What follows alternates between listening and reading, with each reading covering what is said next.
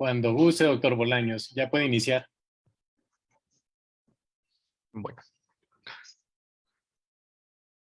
Bueno, buenas noches a todos. No sé si me escuchan.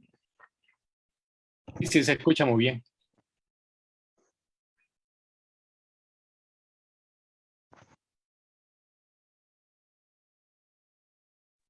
Sí, se escucha bien. Buenas noches a todos. Bienvenidos nuevamente a otra sesión docente en modalidad virtual, organizada por la Sociedad Latinoamericana de Residentes de Neonatología y la Asociación de Médicos Neonatólogos de la Ciudad y Valle de México. Yo soy Diego Bolaños, pediatra adscrito de la Unidad de Terapia Intensiva Neonatal del Hospital Nacional de Escuintla.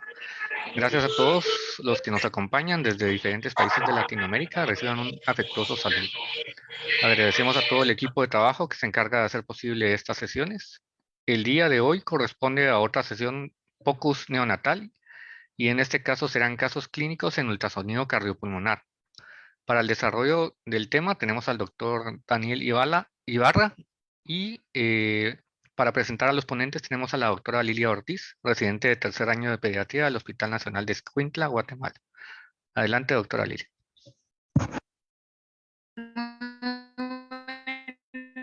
Buenas noches. El doctor Daniel Ibarra Ríos es pediatra y neonatólogo, es con especialidad en ecocardiografía funcional y hemodinamia neonatal. Es académico numérico de la Academia Mexicana de Pediatría y es presidente de la Asociación de Médicos Neonatólogos de la Ciudad y del Valle de México. Le cedemos el espacio al doctor Daniel Ibarra. Muchas gracias por acompañarnos. Muchas gracias por la invitación. Pues hoy vamos a seguir con estas sesiones que estamos realizando con el objeto de posteriormente poder hacer un taller. Como saben, estas sesiones pues las han estado grabando, las pueden encontrar las sesiones anteriores en el canal de YouTube de ustedes y también en la página de la asociación tenemos ahí el link. Y bueno, para poder redondear un poquito lo que vimos las dos sesiones anteriores, decidimos hacer una sesión de casos clínicos. El mes pasado tuve la fortuna de estar en Colombia, en el Congreso Nacional de la Asociación de Neonatólogos Colombiana de Neonatología, y la verdad fue una experiencia increíble, muy agradecido con la hospitalidad, nivel académico impresionante, y justamente dedicaron su congreso a la ultrasonografía, y de manera muy interesante, pues es parte de las acciones de mejora de calidad de los centros, pues empezar con ciertos elementos, sobre todo como es ultrasonido pulmonar. Y como habíamos platicado, todo está en el libro que tuvimos la fortuna de hacer la doctora Ale y yo, y hoy pues es importante que vean y que vayan repasando los algoritmos que se utilizan. Entonces, acuérdense que tenemos un algoritmo básico donde buscamos el signo del murciélago y de ahí vemos si hay deslizamiento pleural, porque si no hay deslizamiento pleural, habría que ver si no tenemos un neumotórax y hay ciertas reglas específicas para hacer el diagnóstico, que no haya deslizamiento pleural, que no haya líneas B, que no haya pulso de pulmón y en el modo M el signo del código de barras. Y de ahí, si no vemos el signo del murciélago y detectamos 4 paredes en el modo B, o en el modo M el signo del sinusoide, pues un derrame pleural.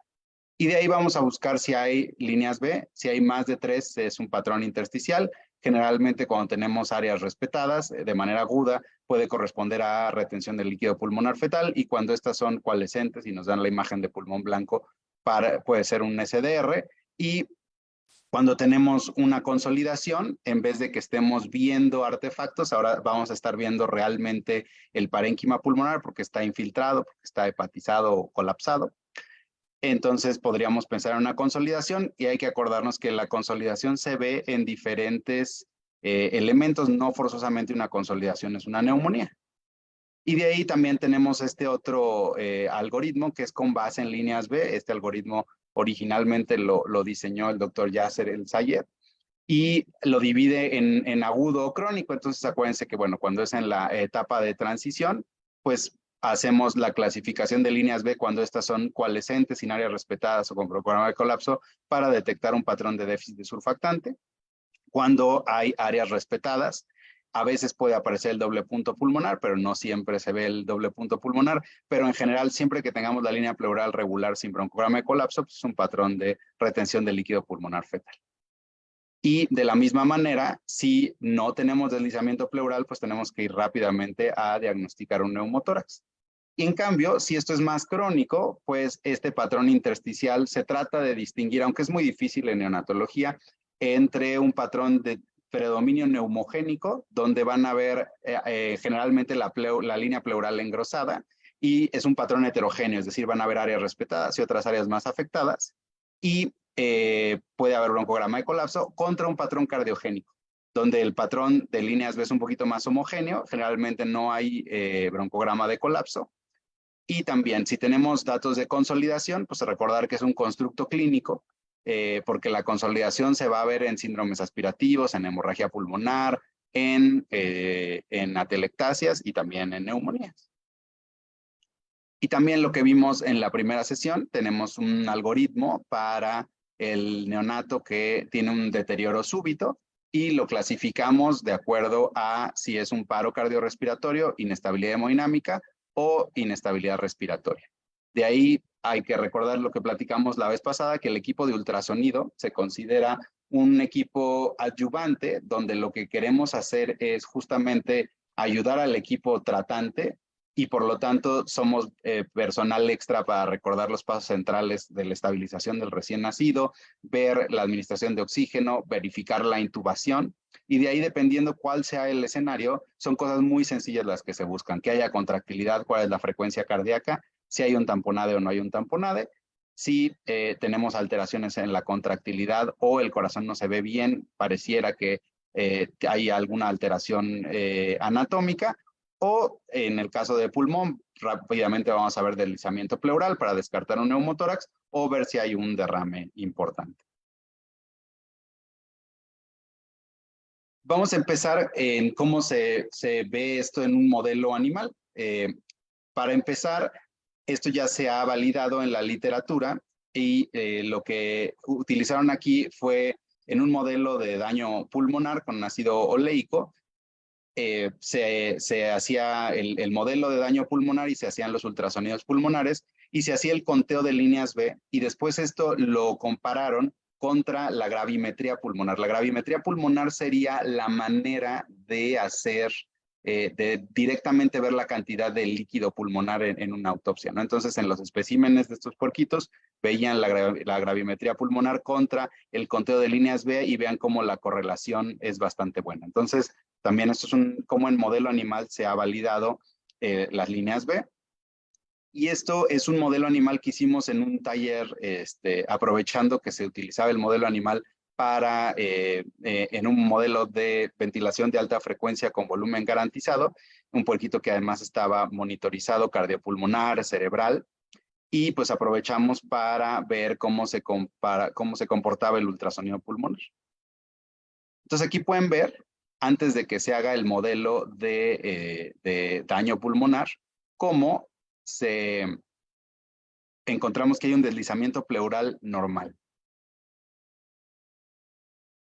Y cómo tenemos una línea pleural que nos da, que es deslizante y que nos da el reflejo equidistante, que son las líneas A. Y eso quiere decir, pues, que el aire viaja, no se topa con una interfase aire-líquido, y esto sería el patrón normal de un pulmón bien neumatizado. Y si hacemos el modo M, acuérdense de lo que vieron con la doctora Ale, pues al haber una parte deslizante, nos da la parte inferior con una apariencia arenosa y es el signo de la playa. Después se hace el modelo de CDR haciendo un lavado broncoalveolar con solución salina, es un modelo ya preestablecido de una cantidad de alícuotas que se pasan y pues se va consumiendo el surfactante y vean cómo van apareciendo las líneas B.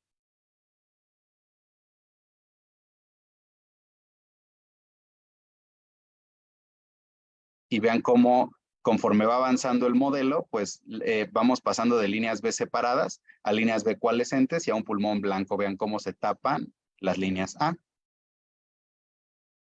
Posteriormente, en la parte donde se muestra el reclutamiento con el ventilador de alta frecuencia y volumen garantizado, vean cómo pues el puerquito ya está en alta frecuencia y se van separando las líneas B. Y vean, ya más avanzado el reclutamiento, como ya vemos áreas mejor ventiladas. Entonces se va recuperando la aireación en este modelo de daño pulmonar donde pasamos de líneas B hasta líneas B coalescentes. Un pulmón blanco que sería simular un SDR. Y vean también cómo para simular pues un neumotórax directamente se inyecta en la cavidad pleural aire y vean cómo se pierde el deslizamiento pleural. Y al momento de hacer el modo M, pues tenemos un código de barras. Entonces el signo de la playa contra el código de barras. Y también los que han ido de repente a los talleres han visto que usamos un modelo de simulación con esponjas y con un costillar. Entonces tenemos el costillar arriba y abajo tenemos las esponjas que inicialmente van a estar secas y posteriormente van a estar llenas de agua. Entonces vean cómo cuando movemos la esponja debajo del costillar, pues simulamos el deslizamiento pleural y es una esponja totalmente seca. Entonces tenemos el signo de la playa contra el código de barras cuando no hay deslizamiento. Esto es en el modelo de simulación. Y vean cómo cuando ponemos una interfase de líquido esto es primero con la esponja mojada. Vean cómo se simulan las líneas B, ¿no? Ya no se ven claramente las líneas A, sino que al haber interfase aire-líquido se ve, pues ya se ven húmedos, digamos, sería el equivalente a un pulmón, ya sea con retención de líquido, con SDR. Y vean cuando ponemos la interfase del líquido, pues el ultrasonido es muy sensible para el líquido, ¿no? Y si movemos esto, pues se simula el signo del sinusoide. Entonces, para empezar, vamos a hacer una recapitulación de la semiología del ultrasonido pulmonar y esto lo vamos a hacer con un solo paciente. Entonces, un pequeñito de 32 semanas, gesta 1, que nace por vía vaginal con rotura prematura de membranas, 1,640 gramos, Apgar 5,7, con dificultad respiratoria, se estabiliza con CPAP, pero se dan cuenta que la sonda orogástrica no pasa. Entonces se traslada a tercer nivel por una atresia esofágica y se realiza la esofagoplastía realizada a los 7 días, ¿no? Se encuentra una fístula esofágica distal a nivel de la carina con extremo proximal corto y la anastomosis queda tensa. Aquí pueden ver las placas de cuando se hace el diagnóstico y llega al hospital. Entonces ven inicialmente cómo vamos a tener un pulmón agudo. Recuerden que cuando nacemos el pulmón está totalmente hepatizado y generalmente en las primeras 7 respiraciones se establece la línea pleural, se blanquea el pulmón y posteriormente tenemos líneas B separadas y posteriormente tenemos un pulmón normal, digamos, que sería con deslizamiento pleural y un patrón A. Entonces, vean, al ingreso este paciente tenía algunas áreas normales con deslizamiento pleural y patrón de líneas A, se puede identificar el signo del murciélago bastante bien, pero también habían otras zonas menos aireadas con más líneas B, ¿no? Entonces vean, tenemos un patrón heterogéneo, donde hay algunas áreas más respetadas y otras áreas que tienen más líneas B, ¿no? Entonces esto es en el contexto de un paciente con daño pulmonar agudo, cuando llega con nosotros por primera vez a tercer nivel, referido de su hospital de origen. Y recuerden que siempre cuando pasamos del lado derecho al lado izquierdo se nos va a cruzar el timo. Y es muy importante distinguirlo y no confundirlo con una consolidación. Al día 16 presenta dificultad respiratoria y lo evaluamos y encontramos en el modo B el signo de las 4 paredes y si hacemos el modo M, el signo del sinusoide. Y vean cómo debajo del derrame pleural estaba el pulmón consolidado. Entonces aquí podemos ver derrame y consolidación. Vean en un corte transversal cómo vamos yendo de espacio intercostal y vamos definiendo bien que hay un derrame pleural y hay una consolidación. Esto se drenó y fue un kilotórax que se manejó con octreotide y vean inicialmente, aunque aquí hay una consolidación, no tenía datos infecciosos. Ah, ok. Vean el corte que hacemos de repente para hacer el corte panorámico, que sirve mucho para definir cuál es la extensión del derrame. Y aquí tenemos el derrame y aquí está cuando se hace el procedimiento y se hace el procedimiento guiado. Al día 20 presenta dificultad respiratoria y encontramos ausencia de deslizamiento pleural con un patrón de líneas A sin líneas B y código de barras en el modo M. No había pulso pulmonar, por lo tanto se diagnostica neumotórax. Y van a ver cómo se ve el pulmón del otro lado. Entonces vean el pulmón del lado derecho, cómo no hay deslizamiento pleural, tenemos puras líneas A y no hay ni una sola línea B.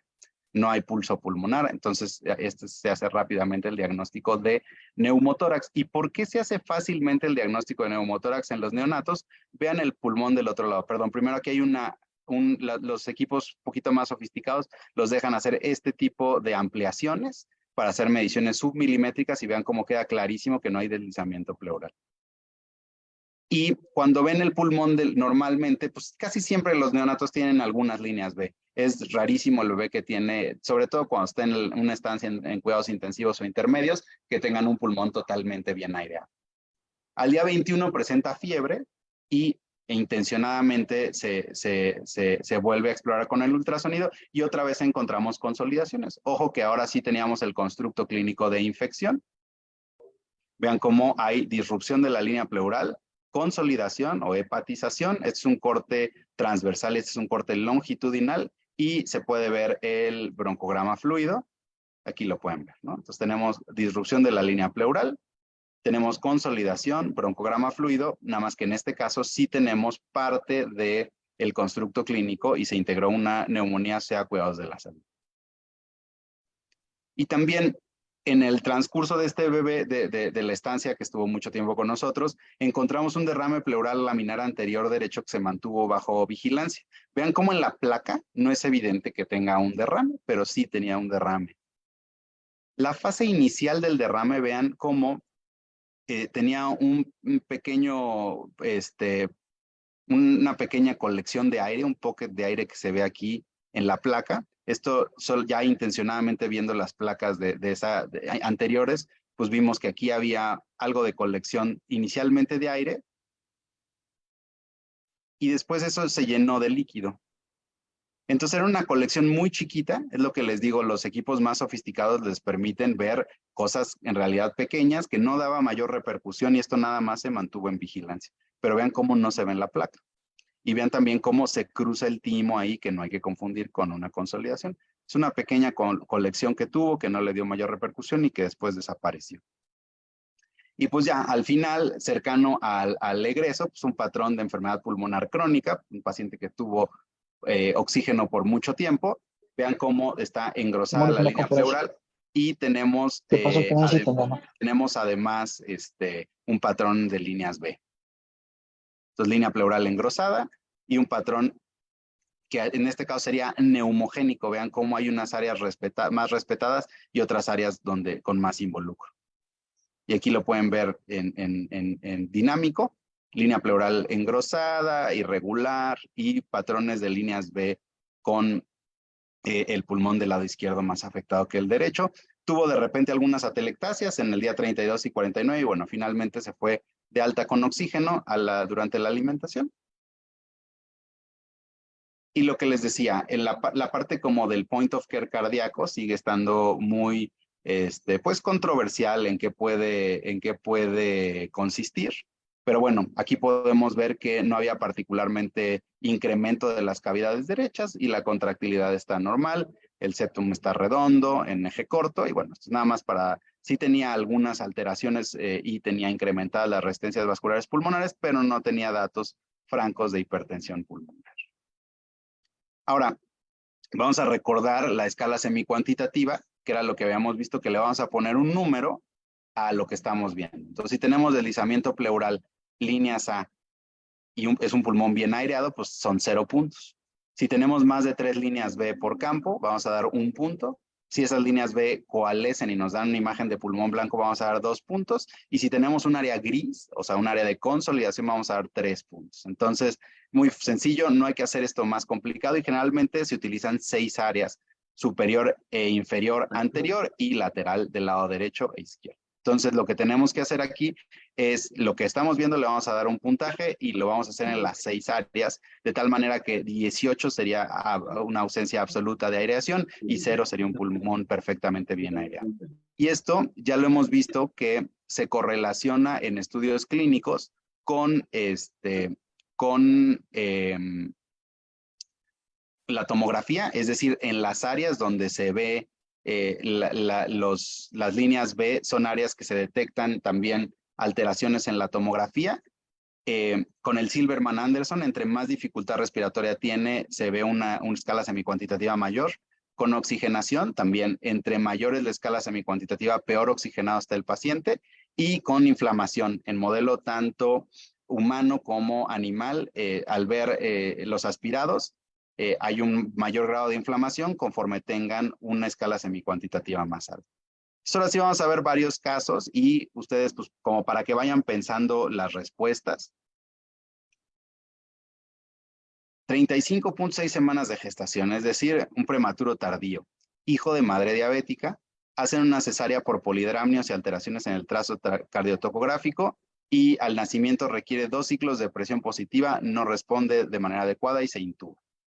Este paciente tiene riesgo de presentar taquipnea transitoria del recién nacido, neumonía neonatal, deficiencia de surfactante o una cardiopatía congénita.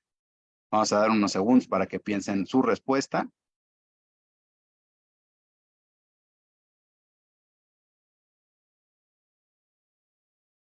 ¿Y cuáles serían los hallazgos del ultrasonido pulmonar en el SDR? Ausencia de áreas ventiladas, que son líneas A y líneas B coalescentes. Imagen de doble punto pulmonar y líneas A. Signo de las 4 paredes y ausencia de deslizamiento pleural. O signo del punto pulmonar y líneas A.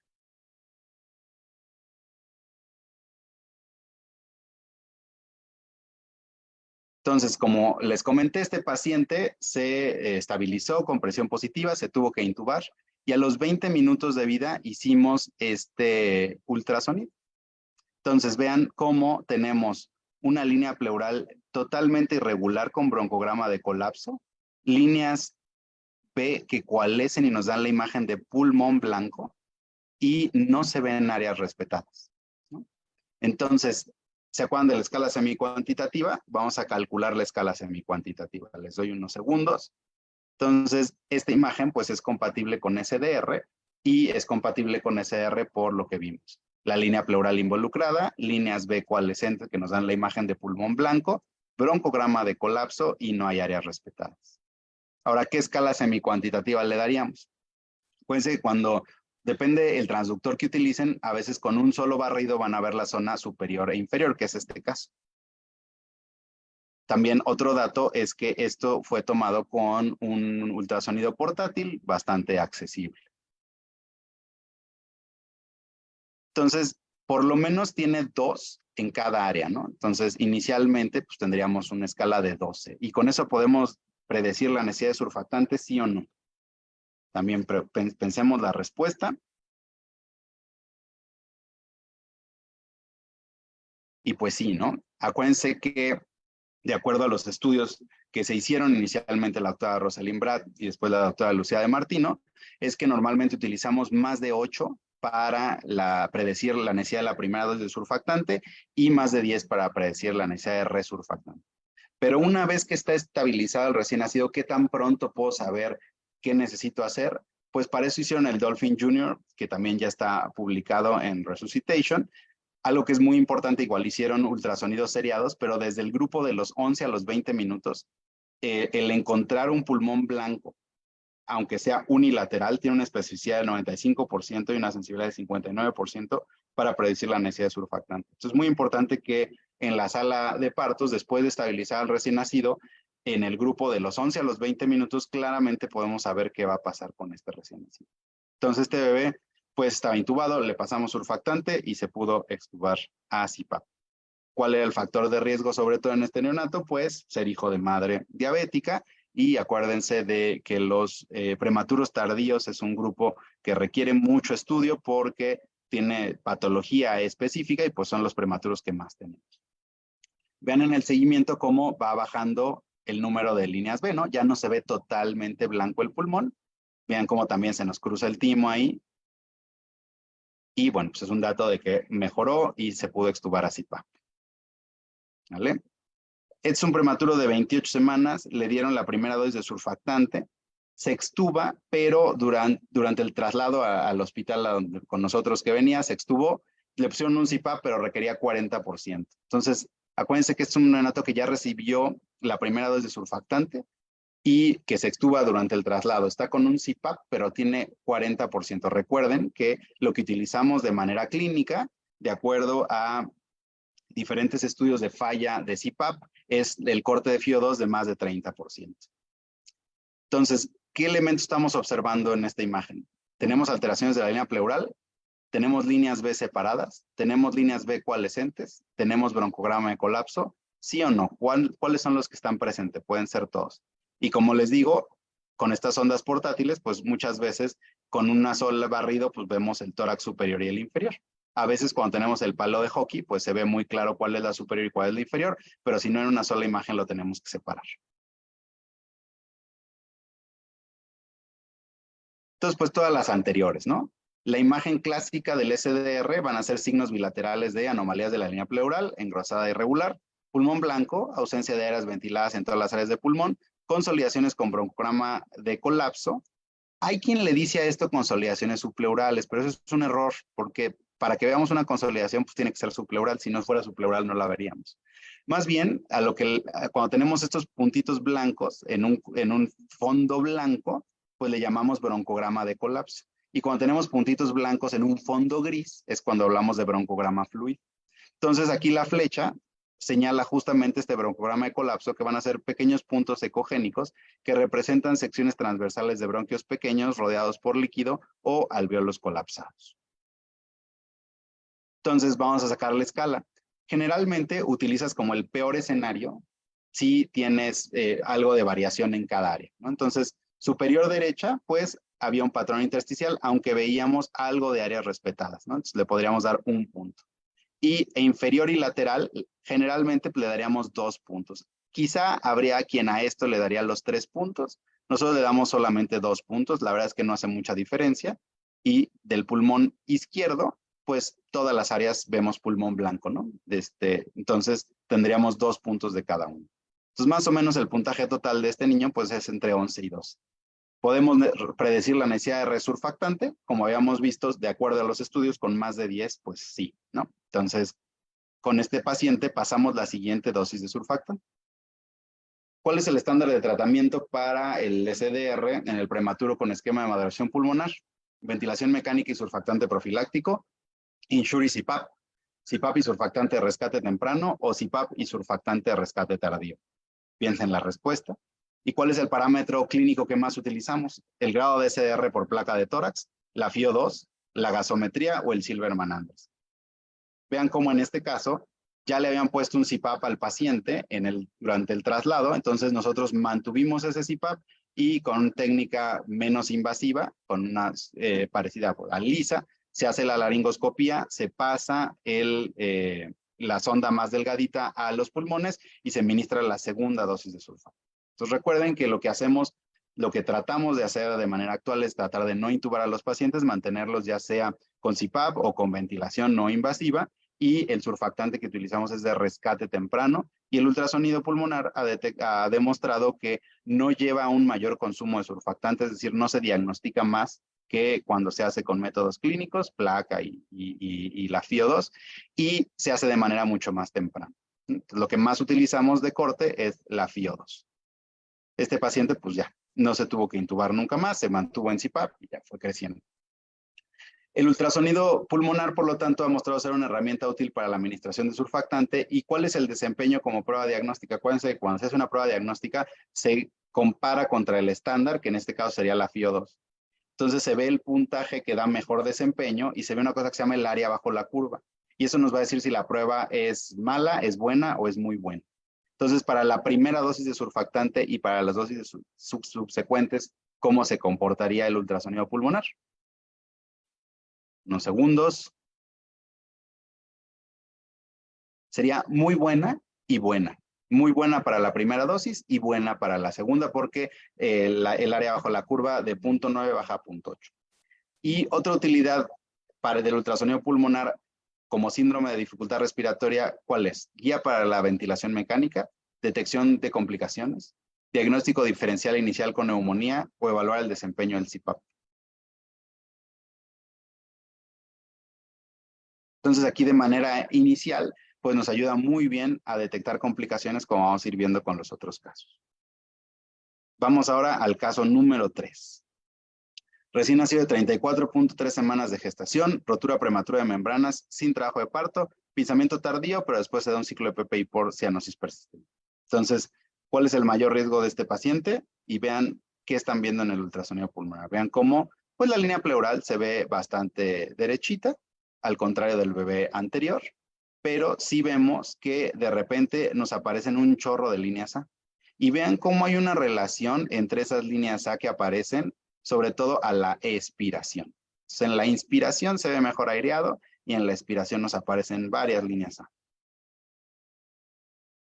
¿Cuál es el hallazgo en el ultrasonido pulmonar que nos hace descartar el diagnóstico de taquipnea transitoria de recién nacido? El doble punto pulmonar, la línea pleural regular sin consolidaciones, la consolidación con broncograma de colapso o las líneas B. Y como ustedes bien pensaron, pues es una taquipnea transitoria del recién nacido y generalmente lo que se parece más al SDR son líneas B coalescentes sin áreas respetadas, pero sobre todo que la línea pleural no va a estar respetada y va a haber broncograma de colapso. Entonces el paciente se puso en CPAP y recuerden que muchas veces después de que estabilizamos estos bebés y los ponemos en CPAP aparece un chorro de líquido por la boquita que no es saliva, es líquido pulmonar. Vamos al caso número 4. 39 semanas de gestación. La mamá tuvo enfermedad viral, es decir, tenía gripa cuando nació, pero el COVID fue negativo. Recuerden que pues, nada más se hace prueba COVID, no da la economía para hacer un panel viral completo, entonces nada más era COVID negativa, pero tenía síntomas respiratorios, oxígeno indirecto por cianosis central y taquipnea, ¿no? Posterior al nacimiento. Entonces, este paciente tiene riesgo de presentar taquipnea transitoria del recién nacido, neumonía por COVID, SDR o cardiopatía congénita. Y les pido que vean muy bien la placa, más o menos qué les suena.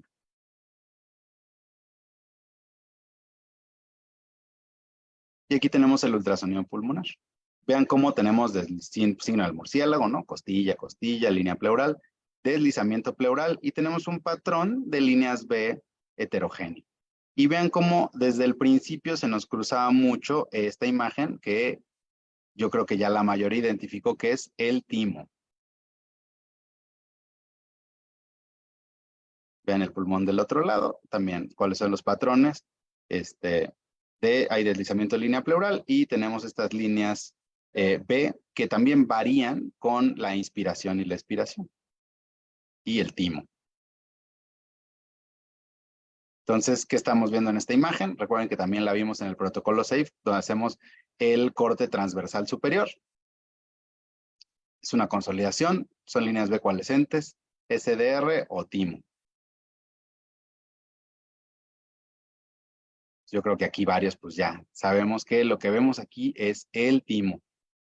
Y pues evidentemente estresaba, pues sobre todo a quienes estaban cuidando al bebé, la sombra cardiotímica, ¿no? Pero pues es el timo que en efecto estaba incrementado en sus dimensiones, poquito más grande de lo habitual, pero se puede identificar de manera ecográfica, pues que es el timo. Y recordar que pues la mamá tenía una enfermedad viral. Estamos prontos a publicar la serie que tenemos de pacientes con enfermedad viral y ultrasonido pulmonar y más o menos como un 25% de los pacientes que tuvieron un buen desenlace tienen el timo agrandado. Entonces puede ser un marcador de reacción a la infección. Y vean, en la evolución, cómo va mejorando ya línea pleural derechita, sin broncograma de colapso y mucho menos líneas B, alguna que otra aparece. Estamos en el 5.º día, CPAP de 5 y la FIO2 28%.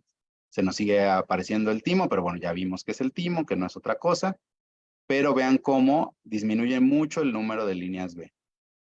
Esto es un tip, cuando estén del lado izquierdo es muy importante que no vayan a confundir el estómago con un montón de líneas B o algún otro artefacto. Vean, ahorita que vamos bajando, esto a partir de aquí, todo esto es el estómago, ¿sale? Entonces es muy importante que distingan y que no vayan a confundir que en el pulmón izquierdo estamos teniendo alguna alteración, porque puede simular muchas cosas.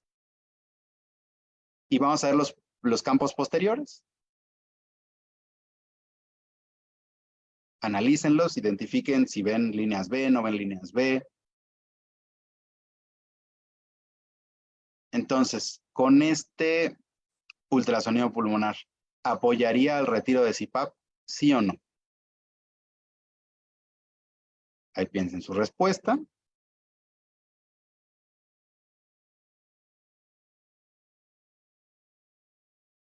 Y pues la verdad es que sí. Este paciente con eso, un poco con la incredulidad de algunos que estaban viendo al bebé en la cuna, pues se quita el CPAP y es perfectamente bien tolerado.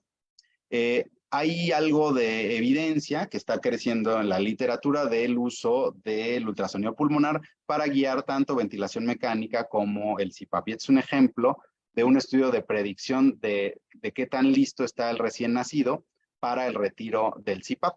Y vean cómo al día 3, cuando tenían menos de 6, en el ultrasonido pulmonar, y aquí incluyeron esto que habíamos visto, el fenómeno que hay en inspiración y en expiración. Entonces es muy común que en expiración veamos estas líneas B coalescentes y de repente inspiran y ya vemos líneas A.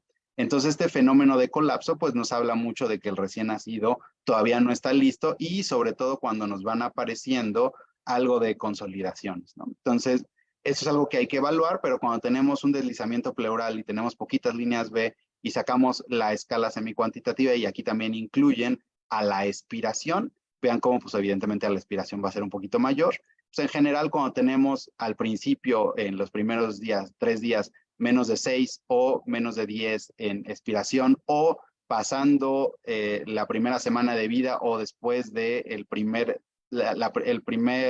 ensayo de quitarle el CPAP, en general cuando tienen menos de 8, pues nos predice que vamos a poder retirar el CPAP. Y vean cómo estos pacientes que les presenté tenían un poquito ese efecto, ¿no? En la expiración aparecen líneas B y en la inspiración como que desaparecen. O sea, como que puede costar trabajo clasificar la escala ahí, pero es muy importante pues identificar que es un fenómeno que sucede en la adaptación y nos habla de qué tanto está respondiendo al CPAP.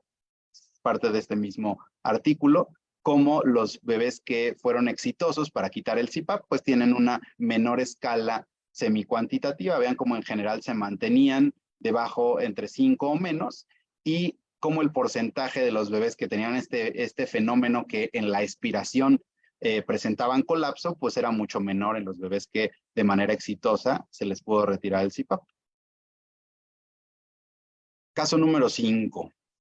Es un paciente con una atresia esofágica y que llegaron y nos dijeron, pues tiene esta placa. Ustedes tienen un paciente con atresia esofágica y esa placa, ¿cuál podría ser su diagnóstico? Malformación pulmonar. Es una neumonía neonatal, está consolidado. Es una telectasia y por eso se ve y nos está jalando, o es una agenesia pulmonar derecha.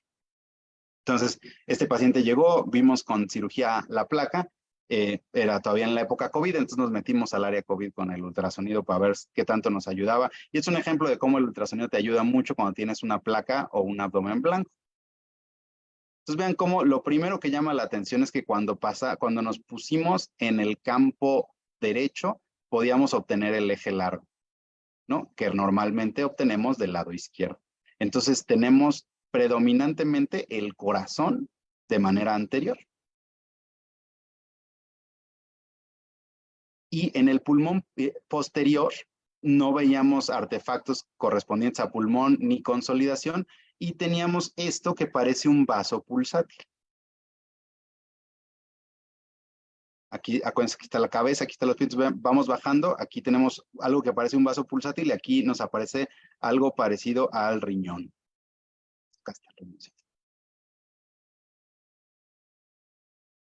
Y cuando hacemos el corte superior anterior, que normalmente haríamos central, pues aquí del lado derecho lo encontrábamos. Y llama la atención, acuérdense que aquí no es para diagnosticar nada en específico, pero veíamos el circulito de la aorta y llama la atención que la pulmonar solo da una rama. Y vean la diferencia con el pulmón del lado izquierdo, que es un pulmón normal, ¿no? Murciélago, deslizamiento pleural y por ahí algunas líneas B. Es lo que les digo, va a ser rarísimo el bebé que encuentren perfectamente bien aireado. Casi todos nuestros bebés en las unidades tienen algo de líneas B. Por eso cuando desaparecen totalmente es sencillo hacer el diagnóstico de neumotórax. Y la zona posterior.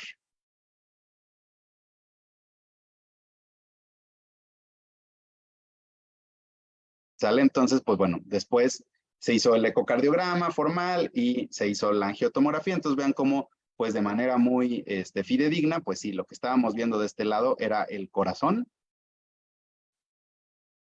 en el tórax derecho anterior y lo que veíamos en el tórax derecho posterior, en efecto, es la aorta descendente, era un vaso pulsátil. Entonces no identificamos nada que pareciera artefactos de pulmón ni consolidaciones. Sí tienen manera de hacer Doppler, pues también, pues aquí ven cómo tiene un patrón arterial, ¿no? Que es más, que nos puede orientar un poquito más, pero si tienen únicamente la imagen en 2D, pues es un vaso y pulsátil. Y bueno, pues ya se hizo el diagnóstico de que en realidad este bebé, además de la atresia, sí tenía una agenesia pulmonar derecha. Vean en el ecocardiograma cómo viene la pulmonar y solamente tiene rama izquierda. Entonces no tenía rama derecha de la pulmonar y tampoco tenía venas pulmonares derechas. Y lo que les decía un poquito del focus cardíaco, pues que nos damos cuenta aquí que no hay alteración en la contractilidad. Era un bebé que tenía apenas unos días de nacido. Entonces, y seguramente tiene una CIA, ¿no? Pero no necesitamos nada más que esto, simplemente para darnos una orientación. Y bueno, pues ya se hizo el diagnóstico completo de que en realidad era una agenesia pulmonar derecha, ¿no? Entonces tenemos el corazón desplazado de este lado, posterior veíamos la aorta torácica y ya con el ecocardiograma vimos que tenía únicamente la rama izquierda, no tenía rama derecha de la pulmonar y tampoco tenía venas pulmonares derechas y el ultrasonido transfontanelar era normal y ya posteriormente con la angiotomografía pues se hizo el diagnóstico completo. Sexto caso, no sé si se los presentamos o no la vez pasada, pero bueno, es un caso bonito porque paciente que tenía un conducto arterioso que le habían dado tratamiento farmacológico y nos hablaron porque ante esta placa creían que era todavía el conducto que estaba dando problemas. Y vean cómo sí tiene un pequeño conductito, pero es un conducto restrictivo, no tenía datos de repercusión hemodinámica. Como les digo, en el eje largo, que es algo que incluimos un poquito en el focus cardíaco, bueno, únicamente nos sirve para ver cómo además no tiene datos de dilatación en específico de cavidades izquierdas. Pero al ver el pulmón, pues inmediatamente, sobre todo el lado izquierdo, detectamos que había un derrame complejo y el pulmón consolidado. Entonces, del lado derecho, como también habían consolidaciones. Y acuérdense, cuando tienen dentro de un derrame ecos internos, pues es altamente sugestivo de un exudado o de hemotórax. Entonces, esto estuvo muy bonito porque inmediatamente terminamos el estudio, hicimos asepsia, antisepsia y sacamos este líquido purulento y en unas horas el laboratorio nos reportó los cocos gram positivos.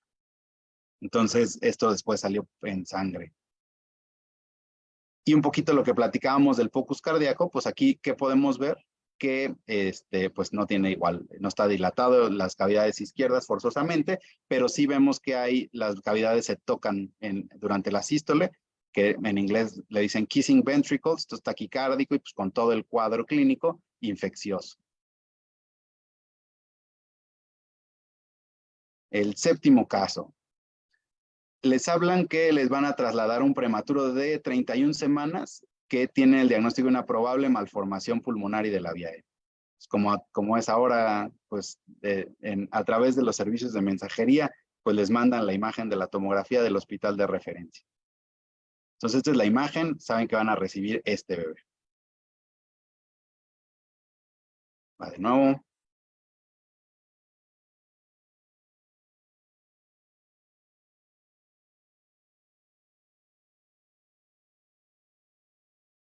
Y vámonos al ingreso, es el pulmón derecho. Entonces identifiquen que tenemos una costilla, otra costilla, línea pleural, deslizamiento pleural, líneas B y líneas A. Y ahora vamos a ver el pulmón izquierdo. ¿Qué les llama la atención del pulmón izquierdo? Vayan haciendo sus diagnósticos.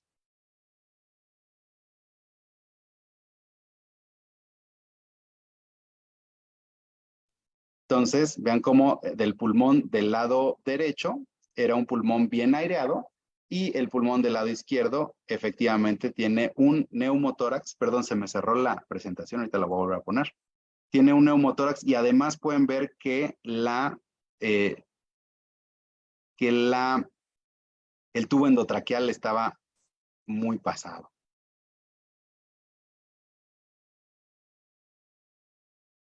Déjenme vuelvo a poner, ya casi acabamos. La sesión pasada creo que pasó lo mismo.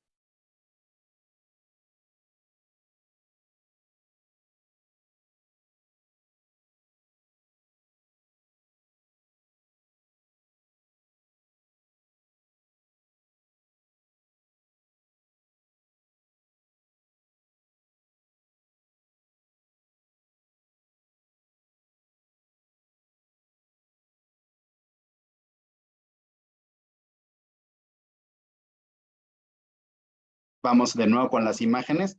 Acuérdense que parte del point of care puede ser ver que el tubo está en su lugar. Aquí tienen los dos lóbulos tiroideos y pueden ver que el tubo está en su lugar y que da sombra posterior. Y de este lado está el esófago. Acuérdense que para fines prácticos en el SAFE lo que nosotros proponemos es ver que el tubo está dentro de la tráquea y después utilizar la regla tradicional, el peso más 6 o la distancia trago-tabique o tener una tabla estandarizada para ver la profundidad del tubo, pero también se puede ver con ultrasonido y en este caso vean cómo el tubo estaba totalmente pasado, sacan de la placa y vean cómo el tubo estaba muy metido y esto lo podemos ver porque atraviesa, no es que atraviese pues, porque va pero pasa por enfrente del arco aórtico cuando normalmente tiene que estar de 1 a 2 centímetros. Entonces vean cómo lo encontramos y lo retiramos. Es muy rápida la imagen, pero bueno, estaba pasado el tubo y lo retiramos. Vean, muy pasado el tubo y cómo se retira. Y recordando, de nuevo neumotórax, ausencia de deslizamiento pleural, puras líneas A, no hay ninguna línea B. Y vean cómo cuando está pasado el tubo podemos tener algo de pulso de pulmón y ahí hay que ver siempre, antes de diagnosticar el neumotórax, cómo está el tubo, ¿no? Y el signo del código de barras en el modo M. Y vean, pues varios días después desarrolla daño pulmonar crónico y vean cómo hay una línea pleural engrosada y un patrón heterogéneo o neumogénico de líneas B. Entonces vean, como un neonato con deterioro súbito, pues rápidamente entrar dependiendo si la inestabilidad es hemodinámica o respiratoria.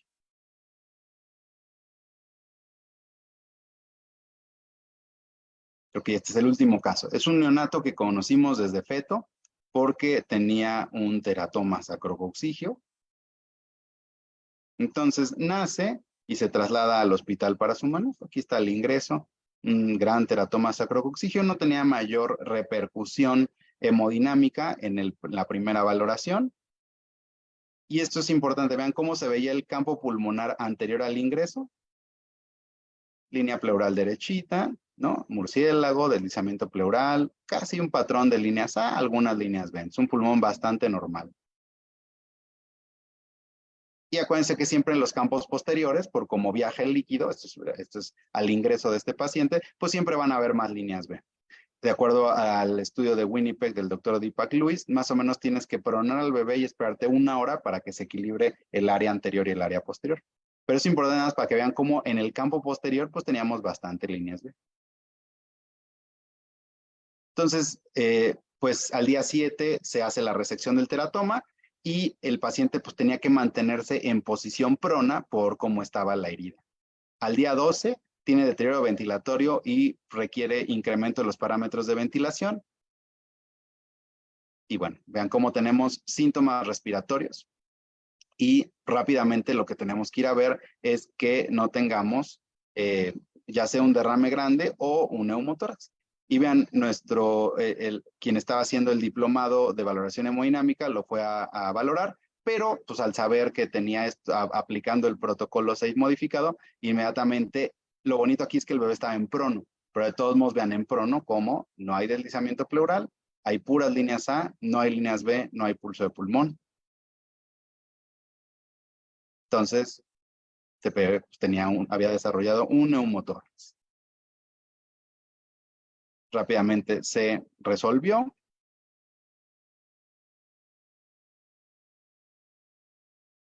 Y vean posteriormente cómo cambia. Vean cómo por eso es tan sencillo en los neonatos hacer el diagnóstico de neumotórax, porque simplemente pasamos de un patrón de líneas B a un patrón de puras líneas A. Es rarísimo que pasemos de un patrón A deslizante a un patrón A no deslizante. Y como también el ultrasonido pues lo usamos en el día a día, pues sabemos muy bien la evolución de nuestros pacientes, entonces rapidísimo podemos ver cuando hay alguna complicación. Pues les agradezco su atención, espero que hayan quedado claros los conceptos, cuál es la semiología del ultrasonido pulmonar y estoy a sus órdenes para cualquier pregunta.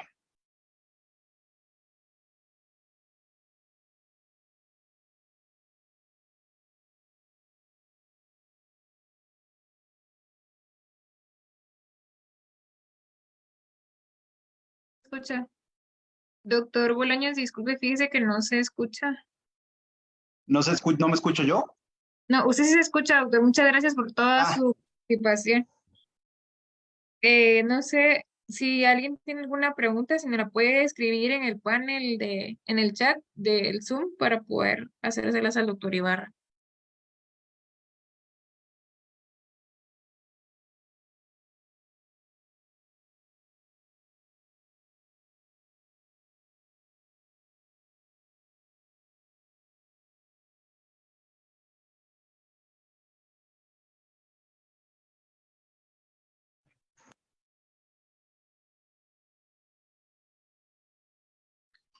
Bueno, doctor, no hay preguntas ahorita aquí en el chat y en el panel de Facebook, pues tampoco parece haber preguntas.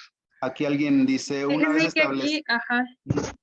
Una vez establecido el diagnóstico de neumotórax, sugiere, sí, una vez que tienes el neumotórax, pues evidentemente el ultrasonido pulmonar te da seguridad para hacer el procedimiento porque vas a identificar precisamente las áreas deslizantes de las áreas no deslizantes. Entonces, todos los procedimientos pues, se hacen guiados y justamente de lo que te cuidas es de no picar una porción no deslizante. De todos modos, cuando estén iniciando, digamos, sus programas de ultrasonido, hagan el procedimiento de la misma manera que lo iban a hacer sin ultrasonido, pero ahora ponen el ultrasonido y van a corroborar que en los sitios habituales para poner ya sea un minisello o para poner un sello pleural, si posicionan al paciente, ponen el ultrasonido y pues identifican que es un área no deslizante. Entonces sí, es mucho más sencillo de hacer el procedimiento.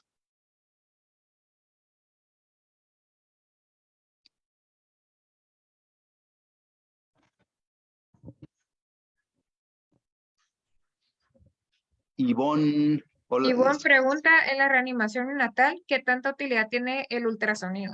Hola Ivonne, ¿cómo estás? Sí, pues justamente hay muy poquito en la literatura. Hay casos reportados de que sirve para detectar neumotórax, sirve para detectar hipovolemia,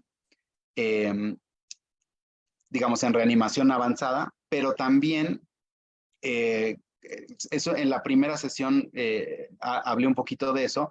Ha habido bastante controversia de utilizar únicamente el monitor cardiopulmonar porque desde un modelo animal que hicieron de unos cerditos asfixiados se dieron cuenta que el 40% en vez de caer en asistolia caían en actividad eléctrica sin pulso. Entonces normalmente requieres dos cosas distintas para detectar qué está pasando con la frecuencia cardíaca. El monitor, pero también auscultar. Y en este caso pues también te puedes asomar. Nosotros tuvimos en la serie un paciente que estaba con actividad eléctrica sin pulso, es decir, lo estaban ventilando porque marcaba 80 de frecuencia cardíaca, pero al ver el corazón no se contraía. Entonces, esa sería una primera aproximación. Así como a auscultas te puedes asomar al corazón. Si tienes un convexo, puedes hacer una imagen subcostal, entonces además no le estorbas al equipo que está reanimando. Entonces sirve inicialmente para corroborar que hay verdadera sistolia, para ver si hay, digamos, frecuencia cardíaca, ver que el gasto cardíaco sea efectivo de manera inicial, ¿no? Entonces inicialmente te sirve para ver frecuencia cardíaca y ver que el gasto sea efectivo. Y posteriormente te sirve después de la reanimación avanzada, pues ver neumotórax, tamponada, etc. Entonces, hay básicamente reportes de casos. Está el Delirium Study del doctor Rodríguez Fanjul, donde utilizaron el ultrasonido para detectar la frecuencia cardíaca durante la reanimación y tiene muy buen desempeño, igual que el estetoscopio. Entonces, pues es algo que poquito a poquito hay que ir pues, metiendo a los protocolos de ultrasonido. Manuel Bernal pregunta, en caso de una broncodisplasia pulmonar, ¿el puntaje de score del ultrasonido cambia? Hola Manuel, ¿cómo estás? No, o sea, el score se ha utilizado para predecir displasia broncopulmonar. Eso incluso ya está metaanalizado. Entonces, básicamente pasando la primera semana, cuando tienes un score cercano a 10, es predictor de que el bebé va a desarrollar displasia broncopulmonar. Entonces, han habido diferentes estudios que han utilizado, pues justamente eso, las 6 posiciones que les mostré, que es la escala de la doctora Brad, con 3 puntos y 6 áreas. La mayoría de los estudios utilizan eso, se asoman a la zona posterior y eso sirve mucho para detectar consolidaciones porque la mayoría son posteriores, pero para sacar el score, digamos, utilizan las áreas anteriores y laterales. Hay grupos que utilizaron lo que le dicen el score ampliado, donde utilizan áreas anteriores, laterales y posteriores. El beneficio, digamos, el desempeño mejora marginalmente, o sea, penitas. Por lo tanto, quizá lo más sencillo sería lo más adecuado, que fuera únicamente utilizar las 6 áreas. Entonces, ese es básicamente lo que se ha utilizado para displasia broncopulmonar como predictor de. Y ya de ahí, pues evidentemente cuando tienes al paciente displásico, dependiendo la manera en cómo lo tengas ventilado, pues te ayuda para ver las consolidaciones, para reclutarlo y para ver si hay alguna complicación infecciosa. Pero entonces el score, en la gran mayoría de los estudios utilizaron las 6 y de 0 a 18 puntos y los grupos que utilizaron el score, digamos, extendido, que utiliza zonas posteriores, hasta ahorita ha demostrado un beneficio marginal. Y eso también es un poco un problema cuando se hacen las revisiones sistemáticas, porque si bien la gran mayoría utiliza 6, hay grupos que utilizan 8, 10 o 12 áreas diferentes. Gracias, doctor. Ahora preguntan, ¿cuánto tiempo después de la aplicación de la segunda dosis de surfactante podemos revalorar al paciente por ultrasonografía? Sí, recuerden que el cambio de la imagen no es inmediata como en la placa. A mí todavía me tocó cuando era residente de neo en el R4, todavía se pasaba en algunos pacientes surfactante profiláctico. Entonces eso quería decir que por edad y por peso, sin decir aguabá, si cumplían los criterios, nacían y se les ministraba surfactante. Hoy ya sabemos que eso no es lo correcto. Pero bueno, de esa época la placa cambiaba impresionante. En 15 minutos de la placa era totalmente otra. En el ultrasonido no pasa lo mismo. Recuerden que el ultrasonido lo que detecta es líquido. Y cuando administramos surfactante, pues le metemos más líquido al pulmón. Entonces no se ve el cambio inmediato. De los grupos que han hecho ultrasonidos seriados, han encontrado que quizá el ultrasonido tan temprano como a las 2 horas de la primera dosis de surfactante nos ayuda a saber cuándo administrar la siguiente dosis de surfactante. Y eso también es importante porque cuando se pasa la primera dosis a dosis correcta, es raro que necesitemos la segunda dosis. Hace ya como un año y medio tuvimos una reunión con el grupo europeo de investigación y también platicando un poquito este tema es interesante porque no sigues lo que dice la monografía, sino que pues más bien puedes administrar mucho más temprana la segunda dosis de surfactante si el paciente así lo requiera. Pero entonces más o menos desde las 2 horas hay un estudio del doctor Pierri que da buen desempeño para predecir la segunda dosis de surfactante. Gracias, doctor. Ahora Rosana pregunta si existe algún hallazgo especial en efisema pulmonar intersticial con la ecografía pulmonar. Esa es una súper buena pregunta. No, y por eso hay que tener cuidado porque el ultrasonido puede no ayudarnos para ver sobredistensión. Yo ahí ando medio retrasado, pero con el doctor Sadovinsky de patología tenemos un par de autopsias con enfisema pulmonar intersticial y el ultrasonido pulmonar muy cercano a la defunción del paciente es un patrón de líneas B. Entonces hay que tener como mucho cuidado con eso porque en pacientes con enfisema pulmonar intersticial,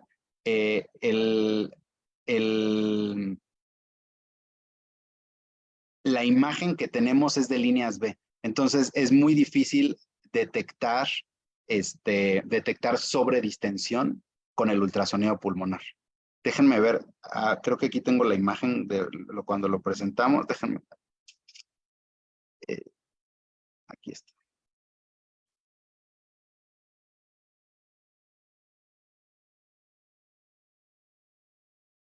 Voy a intentar compartirlo, me dicen si se ve.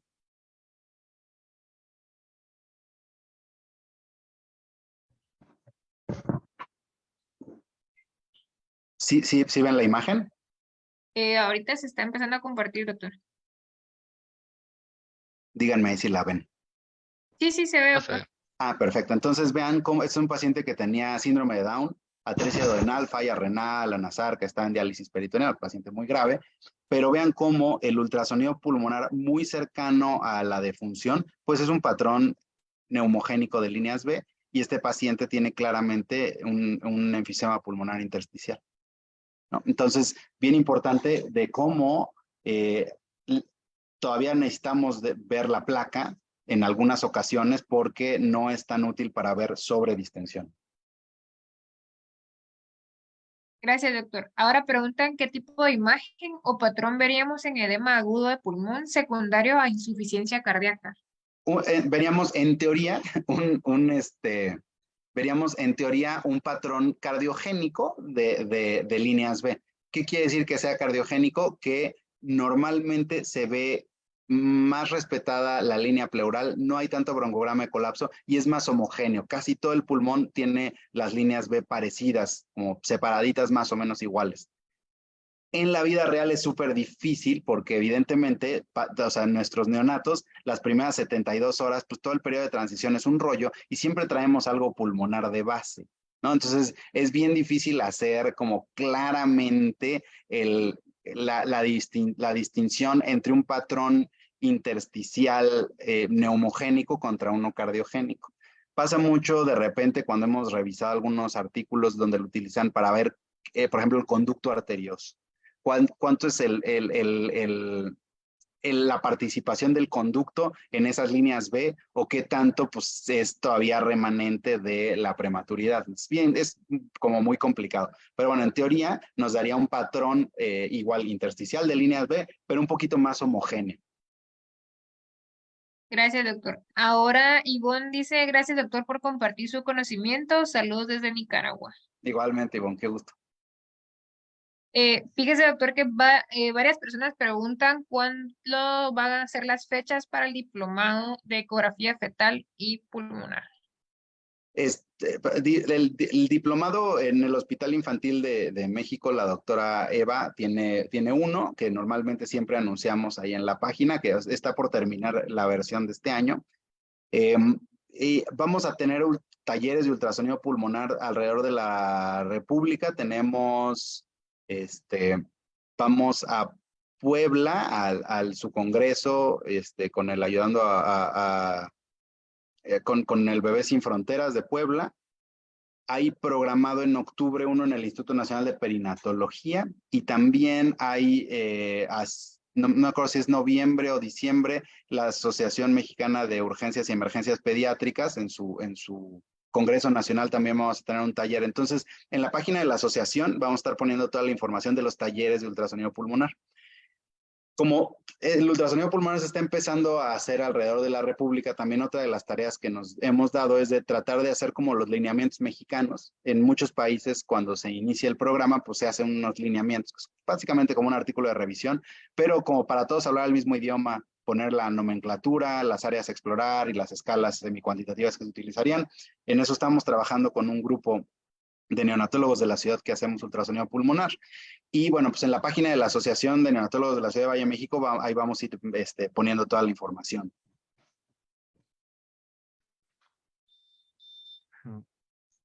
Bueno, creo que ya no hay más preguntas, doctor. Queríamos agradecerle, muchas gracias, doctor Daniel Ibarra, por tan excelente presentación y lo importante que es la ultrasonografía pulmonar ahora en los cuidados intensivos, ¿verdad? Tanto neonatales, que cada vez ha ido teniendo más auge en estas unidades. Esto es una gran ayuda para el que comparta su conocimiento con nosotros. Agradecemos mucho su presentación. Muchas gracias a ustedes por la invitación. Y pues todavía haríamos algunas sesiones chiquitas de transfontanelar básico para neonatólogos, detectar hemorragias, dilatación, enfermedades de sustancia blanca, para pues planear en algún momento también con ustedes hacer el taller ya con paciente real. Les agradecemos mucho y acuérdense que en la página de la asociación hay una parte que dice talleres, POCUS, ultrasonido pulmonar, y ahí pusimos varios artículos y pues todas las presentaciones relacionadas que hemos ido dando, ahí las vamos poniendo.